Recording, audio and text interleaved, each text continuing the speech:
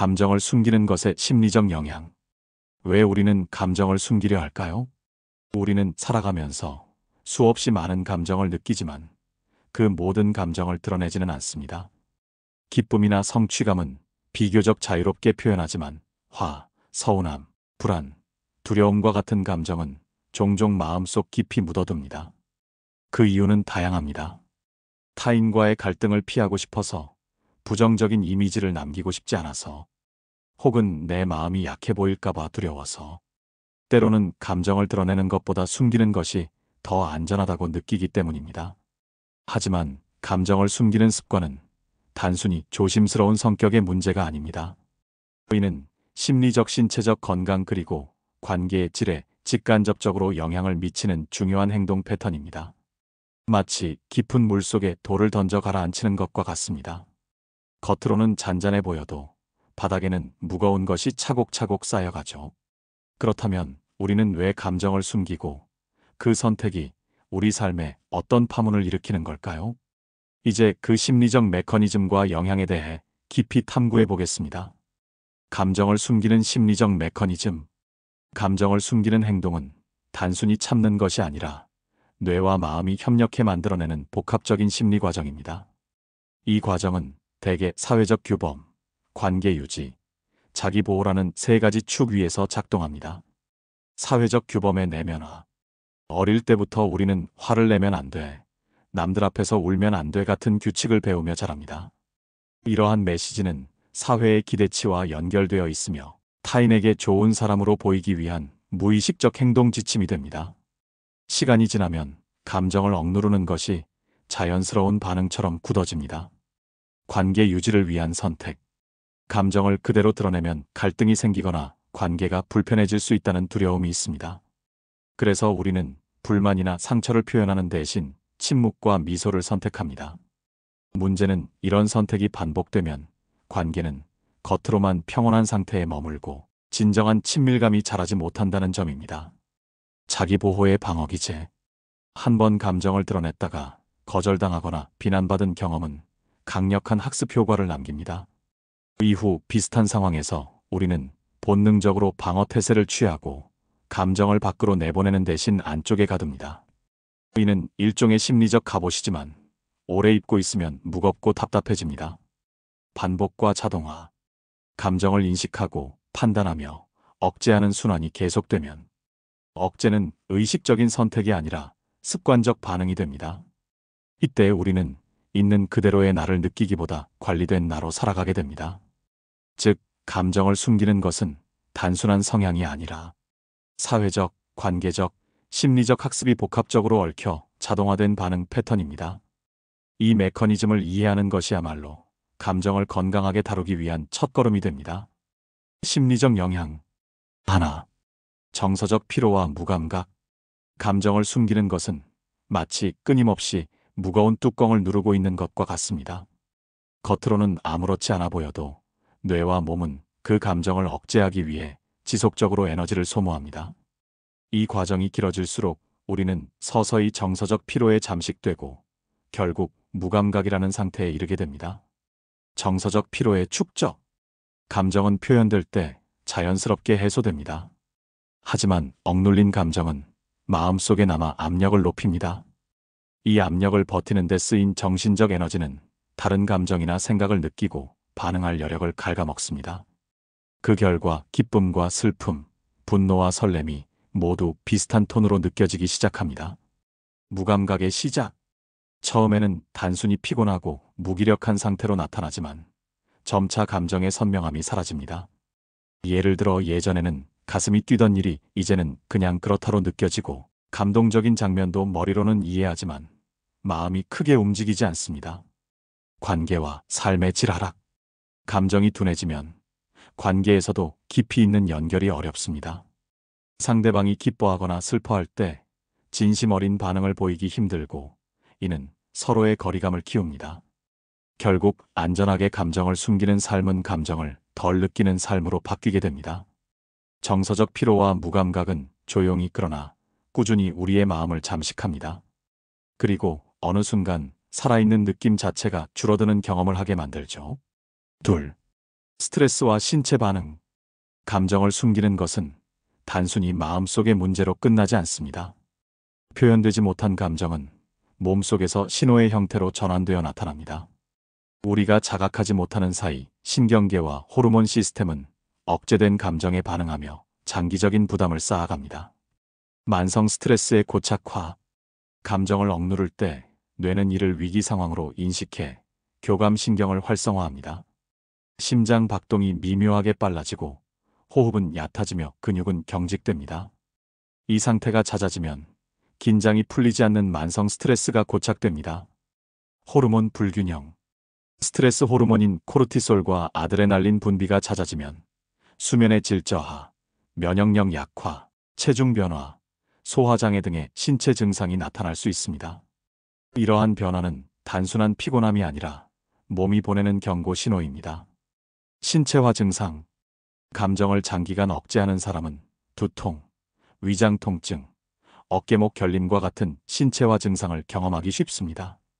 이는 마음의 압력이 몸의 특정 부위로 전이되면서 생기는 현상입니다.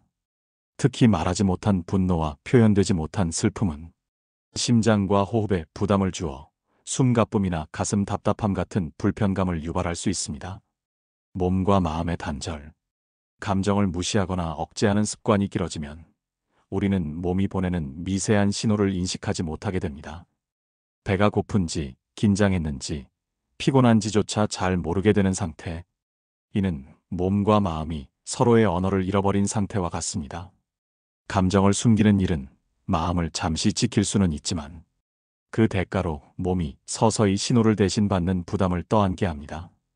결국 숨긴 감정은 사라지는 것이 아니라 몸속에 저장된 채 건강을 갉아먹는 빚이 됩니다.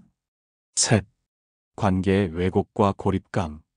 감정을 숨기는 습관은 단순히 나 혼자 견디면 되는 일로 보이지만 사실은 관계의 구조 자체를 바꿔놓는 힘을 가지고 있습니다. 겉으로는 친절하고 원만해 보일 수 있으나 그 안에서는 점점 깊은 고립감이 자라납니다. 겉모습과 내면의 불일치. 감정을 숨기는 사람은 보여지는 나와 진짜 나 사이에 간극을 만들게 됩니다. 상대방이 보는 것은 편집된 버전의 나이며 이 간극이 커질수록 관계의 신뢰 기반도 약해집니다. 상대는 나를 잘 안다고 생각하지만 실제로는 내 내면에 접근하지 못한 채 표면만 스쳐갑니다. 안전하지만 얕은 관계. 감정을 억제하면 갈등은 줄어드는 것처럼 보이지만 동시에 깊은 대화와 정서적 교류도 줄어듭니다. 결국 관계는 안전하지만 얕은 수준에 머물게 되고 이는 오히려 외로움과 고립감을 심화시킵니다. 잘못된 관계의 패턴의 고착. 표현되지 못한 감정은 관계 속에서 오해와 추측을 낳습니다. 상대는 내 표정과 행동을 자기 방식대로 해석하고 나는 그들이 나를 이해하지 않는다는 결론에 도달합니다. 이 과정이 반복되면 나-스타인 간의 인식 차이가 커지고 관계의 왜곡이 고착됩니다. 정서적 고립감의 심리적 파장. 고립감은 단순한 혼자 있음이 아니라 내 곁에 사람들이 있어도 마음이 닿지 않는 상태를 의미합니다. 이 상태가 길어지면 대인관계에 대한 의욕 자체가 줄고 결국 나를 이해해줄 사람은 없다는 믿음이 뿌리내립니다. 감정을 숨기는 것은 순간적으로 관계를 평온하게 유지하는 방법일 수 있습니다. 하지만 그 대가로 우리는 진정한 연결감을 잃고 관계라는 집의 기초가 서서히 부식되는 경험을 하게 됩니다. 실제 이야기. 웃고 있지만 사실은 민수 씨가 겪는 직장에서 항상 긍정적인 사람으로 통했습니다. 회의 자리에서도 업무가 몰려올 때도 그는 늘 미소를 유지했고 불만이나 불편함을 드러낸 적이 거의 없었습니다. 동료들은 민수 씨는 참 유연하고 스트레스 안 받는 사람이라고 말했죠. 하지만 퇴근 후 그의 집은 전혀 다른 풍경이었습니다. 문을 닫는 순간 표정이 풀리고 깊은 한숨이 나왔습니다. 그는 말했습니다. 웃고 있었지만 사실 하루 종일 긴장하고 있었어요. 말 한마디, 표정 하나 잘못 보일까봐 계속 조심했죠. 처음에는 그저 프로답게 행동하는 것이라고 생각했습니다. 그러나 시간이 지날수록 웃음을 유지하는 데 필요한 에너지가 커졌고 집에 돌아오면 아무것도 할 힘이 남지 않았습니다. 점점 그는 기쁨이나 설렘을 느끼는 빈도가 줄어들었고 사람들과의 대화도 깊이를 잃어갔습니다. 겉으로는 원만해 보였지만 마음속에서는 점점 나를 진짜로 아는 사람이 없다는 생각이 자리를 잡아갔습니다. 민수 씨의 이야기는 감정을 숨기는 것이 단순한 이미지 관리가 아니라 정서적 에너지의 과소비와 관계의 단절로 이어질 수 있음을 보여줍니다. 감정을 건강하게 표현하기 위한 4단계 실천 루틴. 감정을 무조건 다 드러내는 것이 건강한 표현은 아닙니다. 핵심은 나의 감정을 인식하고 안전한 방식으로 조율하며 필요한 만큼 전달하는 것입니다. 아래 4단계 루틴은 감정을 억누르지 않으면서도 관계를 지킬 수 있는 실천 방법입니다. 1단계 미세 감정 기록하기. 하루 3번 지금 느끼는 감정을 단어 하나로 적어봅니다. 짜증, 안도감, 기대, 답답함처럼 구체적인 단어를 쓰면 감정을 명확하게 인식하는 힘이 길러집니다. 효과 감정을 막연한 기분이 아닌 명확한 신호로 받아들이게 됩니다. 2단계 안전한 공간 확보하기. 감정을 있는 그대로 드러낼 수 있는 공간을 마련하세요. 그것이 믿을 수 있는 사람과의 대화일 수도 있고 누구의 평가도 받지 않는 일기장이나 음성 메모일 수도 있습니다. 효과 표현에 대한 두려움을 줄이고 감정을 무게 없이 꺼낼 수 있습니다. 3단계 감정 강도 구분하기. 같은 감정이라도 강도에 따라 표현 방식은 달라져야 합니다. 예를 들어 짜증과 분노를, 서운함과 슬픔을 구분해 보세요. 이를 숫자 1과 10 사이로 표시하면 감정을 보다 객관적으로 다룰 수 있습니다.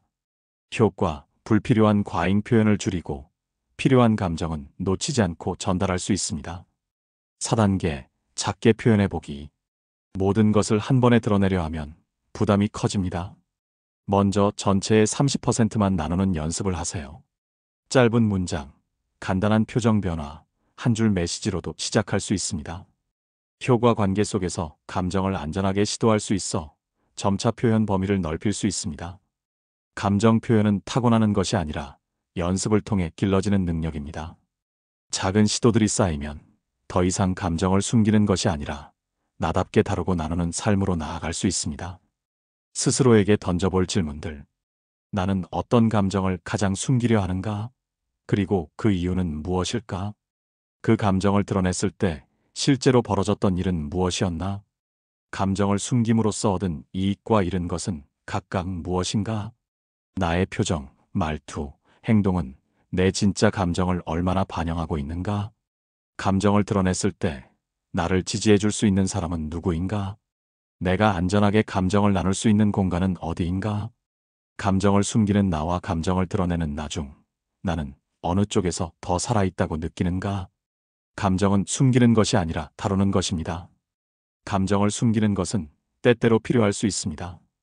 갈등을 피하거나 상황을 원만하게 마무리하기 위해 순간적인 억제가 유용할 때도 있죠. 하지만 이것이 습관이 되면 우리는 자신의 색을 잃고 마음의 온도마저 낮아집니다. 감정은 억압의 대상이 아니 이해하고 조율해야 할 에너지입니다. 그 에너지는 우리의 존재감을 선명하게 하고 삶의 온기를 불어넣습니다.